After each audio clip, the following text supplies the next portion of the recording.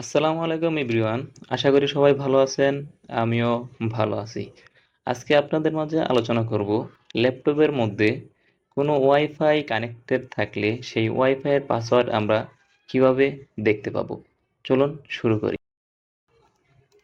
প্রথমে আমরা ওয়াইফাই যে আইকন আছে আইকনের মধ্যে রাইট ক্লিক করব এবং ওপেন নেটওয়ার্ক ইন্টারনেট সেটিংয়ে যাব। যাওয়ার পর এখান থেকে চেঞ্জ অ্যাডাপ্টার অপশন সিলেক্ট করব। তারপর দেখবেন এখানে ওয়াইফাই যে অ্যাডাপ্টার আছে অ্যাডাপ্টারের উপর ডাবল ক্লিক করব। তারপর ওয়্যারলেস প্রপার্টিসে যাব। ওয়্যারলেস প্রপার্টিস থেকে সিকিউরিটিতে যাব। সিকিউরিটির নিচে দেখেন এখানে চেকবক্সটা চেক করার পর আমরা দেখতে পাচ্ছি এখানে পাসওয়ার্ড। শুধু এটা না, আরেকভাবে আমরা এই পাসওয়ার্ড দেখতে পাবো। চলুন দেখি। প্রথমে আমরা উইন্ডোজ আর বাটন ক্লিক করব।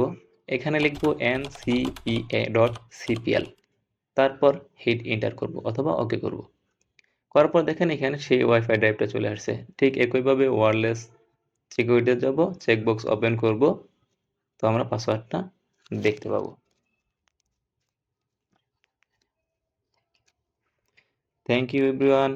আসসালামু আলাইকুম।